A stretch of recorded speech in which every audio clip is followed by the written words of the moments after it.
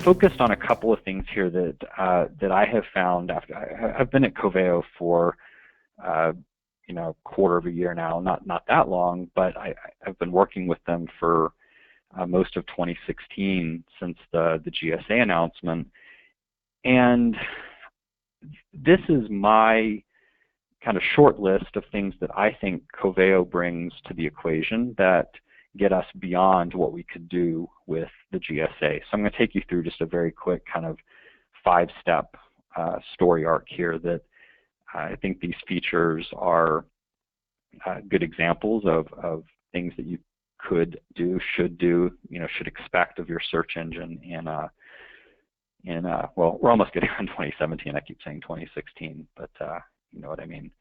So the first one is extensibility, and I've got 2 examples here of proof that a search engine can be easy to use without having to be a black box. The GSA was notoriously closed in many respects. There were a lot of things that you could not alter. I think that you should expect of your search engine that you have the ability to change some things that might come up as being important. Coveo gives a very modifiable index pipeline. What that means is that when you're ingesting content from one of our connectors, from one of your connectors, from a web crawler, from anywhere, we give you simple scripts that you can write, code your own, or use ones that we've provided to enrich the content, to transform the content, to inject your own thumbnails if that's what you want to do. If we don't offer audio to text transcription, you could do it by writing an indexing extension that takes the audio data and sends it off to a service and translates it into text and then adds that text to our index. So it's extremely extensible. They're written in a script that you can embed directly in our cloud platform. Michael, on the next slide, the same is true for our querying pipeline. So this is after the content has been indexed, all the different things that I might want to do to alter the search experience. This can include changing stop words, changing the dictionary for synonyms and thesaurus entries.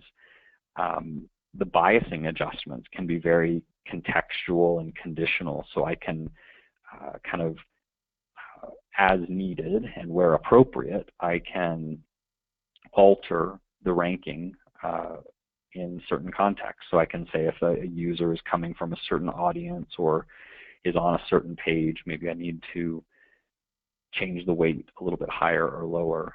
The point is that we give a nice graphical user interface for making a lot of these ranking expressions and ranking changes, triggers for landing pages or different experiences that you want people to have on the search engine. We could do some of this stuff with the GSA, but it was, Michael, wouldn't you agree that it was difficult? It often ended up being kind of a mess to try to do some of this stuff.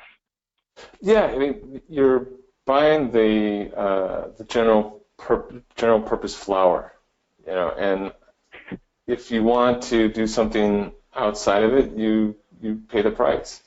And paying the price meant that we could come and light up a GSA. In fact, someone earlier this week wanted to start a procurement process for the GSA, and it was a simple website search. I had to give them the bad news about the time frame, which didn't work out for them. But they're like, how hard is this? I'm like, well, you just have one website with a form. We can train the GSA. This is a couple days worth of work. If you take that with solar, you start talking about, let's how are we going to do our text analyzers? How are we going to plan our field mappings? How are we going to tokenize? How are we going to plan? How does this thing scale? How do we replicate? How do we shard? And so it was just like, and then we call that dolphin talk. If you could look at our blog posts, we have this dolphin talking, which is just that sound that dolphins talk when they talk is what our clients would hear when we're talking those things. They'd like, I just want it to work. And if you exit the simple use case, we had a case where they wanted called fitment. So based on, make, model, year, show me only the products that work, and that was something that was very, very difficult to employ.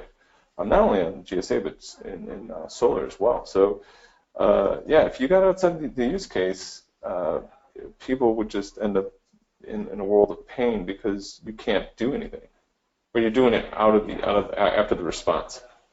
Yeah, I hear comments like that all the time, and I've experienced it myself trying to do certain things in solar. And I try to say this in a way that this audience will believe me in the most unbiased way, and say I believe personally and truly that Coveo does a good job of splitting the difference here, of giving you enough points where you can modify things, gives you enough access to change things without making you have to go into configuration files and edit stuff by hand. We strive to make everything that you can do exposed through our consistent admin console and user interface, and if not, it's something that we would love to add. So we don't expect you to have to go and edit a bunch of I files to do stuff.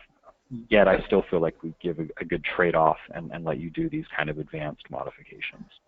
I think what we did once we absorbed the deprecation was look at people who beat us in the last 2 or 3 years, who we heard post-deployment how much they like the solution. So I've known of Coveo since probably 2006.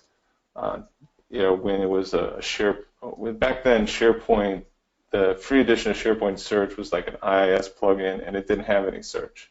And so you could just recognize where the problem was, and Coveo had an out-of-the-box solution for that. And it gradually, built up to where we were competing on or losing deals from Google.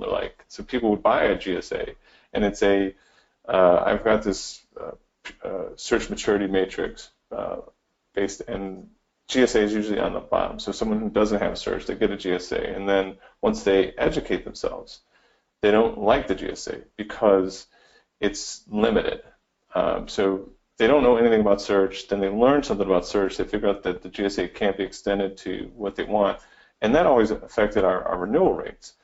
So we would essentially be training people for their next search project. And I think that you're right with respect to the feature set of what Coveo gives you out of the box. We built some demos as fast or faster than what we did with the GSA. And I'm glad you mentioned the 2006 experience, and you reminded me that I forgot to mention that everything I'm showing here today is based on almost a complete rewrite of Coveo that was deployed called Coveo Cloud.